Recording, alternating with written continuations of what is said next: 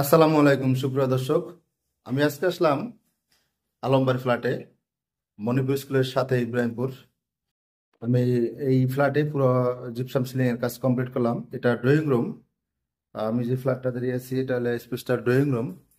Drawing রুমে আমরা একটু গর্জিয়াস করে সিলিং এর কাজ কমপ্লিট করলাম, যেহেতু রঙের কাজ চলতেছে।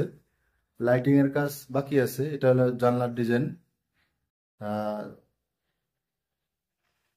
এটা হলো আপনার ডাইনিং স্পেস। ডাইনিং স্পেসে আপনার জিপসামের কাজ, রঙের কাজ চলছে। বেডরুমে, এটা হলো বেডরুম। বেডরুমের চতুর্পাশে বেড দিয়ে মাঝখানে ফুল দেওয়া আছে। এটা হলো সিলিং রোজ, 32 ইঞ্চি, চতুর্পাশে বেড দেওয়া আছে। এটা আর একটা বেডরুম।